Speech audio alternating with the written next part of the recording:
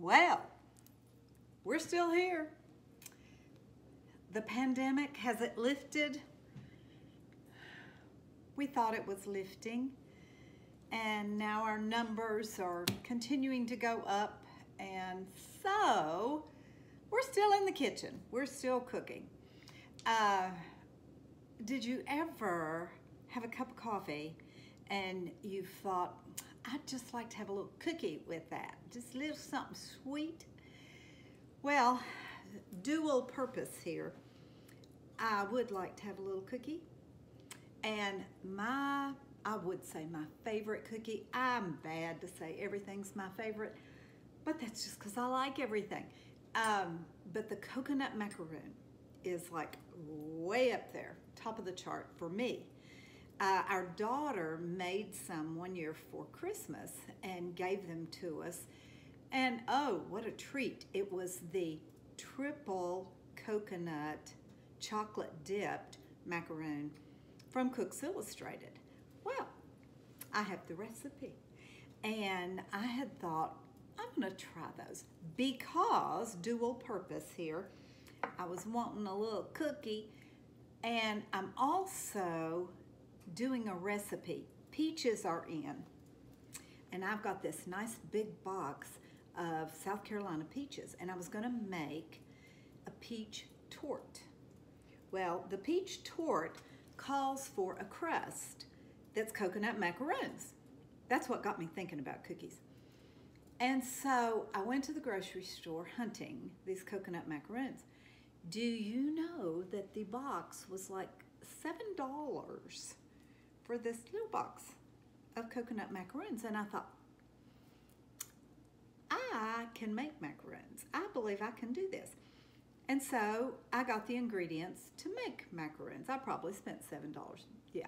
But anyway, they're homemade, and I think they'll probably be better, and I'll get more mileage out of them because I'll have them for the tort, but I'll also have them that I can have in the freezer. I love to have things in the freezer that I can pull out at a moment's notice. The coconut macaroons have triple coconut. You've got unsweetened coconut flakes. Now these, they're a bigger flake, but I think that's going to give it a nice texture.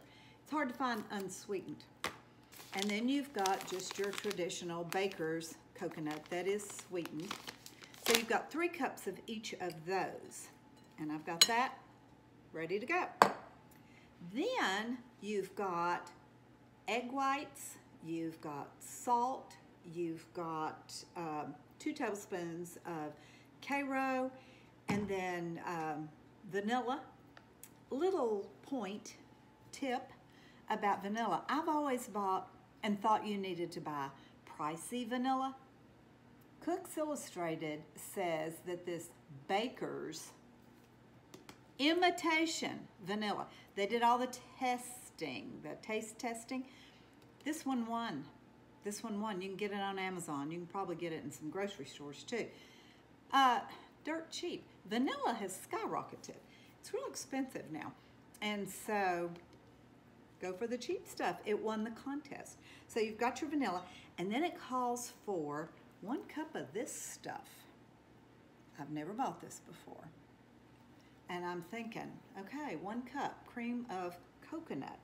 What am I gonna do with the rest of it? Because I'm gonna have some left. If anybody knows what you can do with about 1/3 of a cup, maybe you could put it in a cake, or you might could put it in a Coke, I don't know.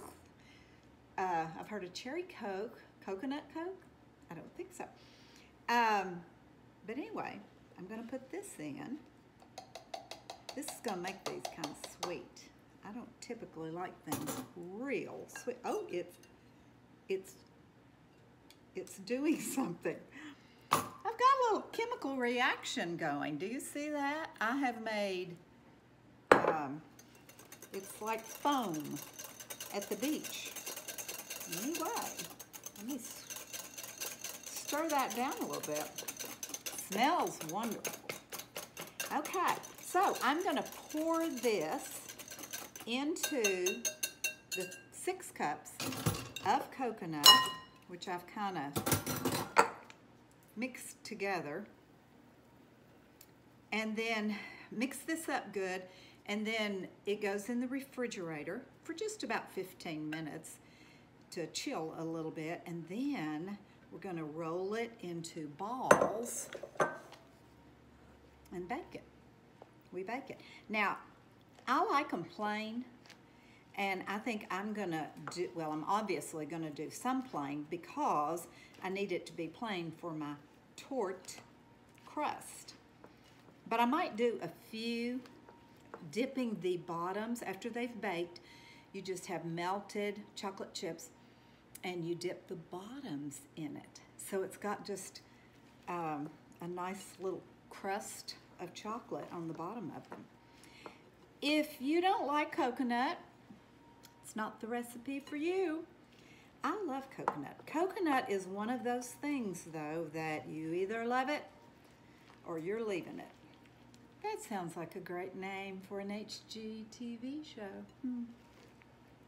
I think I just plagiarized. Okay, well, let me get this mixed up and get it in the refrigerator, and then we'll see how this works out. This is a wet, sticky dough. It's not even a dough, it's coconut.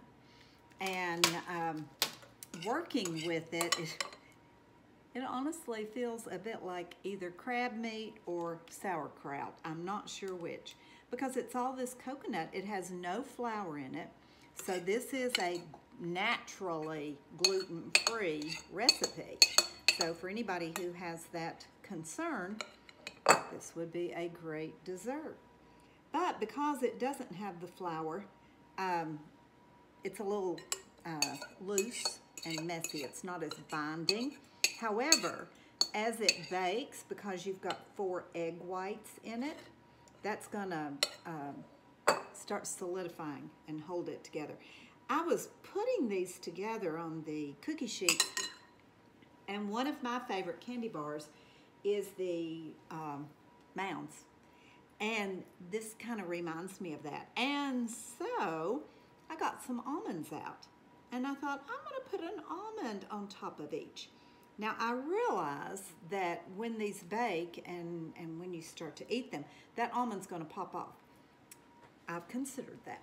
And so what I'm going to do is take some chocolate and drizzle across it, and that will hold the almond on, plus give that chocolate to make it more like a Almond Joy. There you go. I've already put one pan in the oven, and now I'll put these in the oven, and they cook for about 15 minutes, and we'll see how this goes. Did you ever have a good idea that kind of goes awry? This might be it. I have this little gizmo from Pampered Chef, and in principle, it's fabulous. But trying to load the chocolate in here so that I can drizzle it on top of my macaroons. Oh, this is gorgeous. I spoke too soon. It's messy. It is messy, but I am liking how these look. And it's going a long way. So, even though it was messy putting it in here, I think it was worth it. Look at that. And it's just got that little almond tucked in there, nice and crispy on the bottom. I think I'm on a roll here. Thank you, Pampered Chef. This was a good idea. It may just be a little bit of operator error, trying to get it in there.